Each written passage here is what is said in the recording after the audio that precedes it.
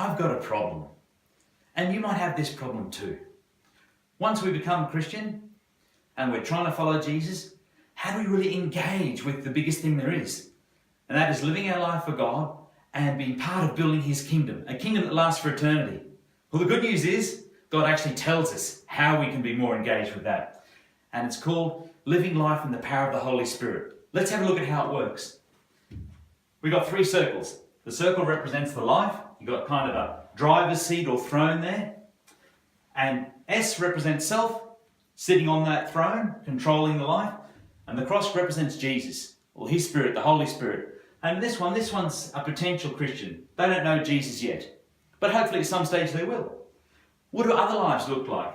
This one here is the Christ-centered life. You can see Jesus or the Holy Spirit, Christ's Spirit, being on the throne. And we're submitting to that, being directed and empowered by the Holy Spirit. But oftentimes life isn't like that. Oftentimes we find ourselves kind of here, where self's taken back control and we're not living our life following Jesus that well.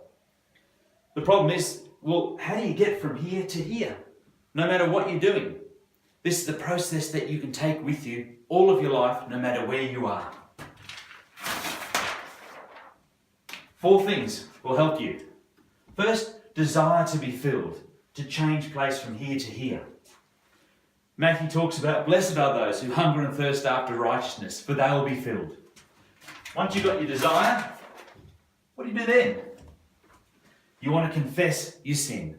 Stop for a minute. Ask God, what do I need to confess here? 1 John 1:9 is great because it says, if we confess our sin, he is faithful and just and will forgive us our sin and purify us from all unrighteousness. Not just the bits we remember, but the whole lot. Even if our sin at the time is just a bad attitude, not wanting to connect with God, or whether it's something really specific. Number 3, we then need to surrender our life to Jesus. Romans talks about offering our bodies as living sacrifices, holy and pleasing to God, being our spiritual act of worship. Then, number 4, we now ask in faith. How can we ask in faith for that? Because we know from Ephesians that it's God's desire that we be filled with the Holy Spirit. And we know from 1 John that if something's God's will and we ask for it, God will give it to us. So that's pretty cool. How do we do this though in everyday life and kind of try and remember this? There's a great little illustration called spiritual breathing. The idea here is it's like a breath. When we take a breath, carbon dioxide oxygen exchange is happening. It's essentially going bad. We've got to exhale that. And that's akin to desiring to be filled with the Spirit and confessing our sin. As we exhale, be part of that confession. And then the inhale is like this. We want to surrender our life to Jesus and ask him to be part of our lives on the throne. So he's directing and empowering us and we're following him.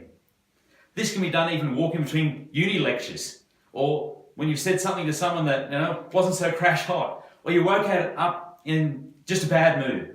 You can be part of this spiritual breathing to keep that fresh, to keep alive, to stay in that Christ-centered life and maximize your time there. As soon as you realize you're in the self-centered life, spiritually breathe. And that will serve you well all your life, so you're walking with the Spirit on a day-to-day, moment-by-moment basis. Get into it. You seriously won't regret it.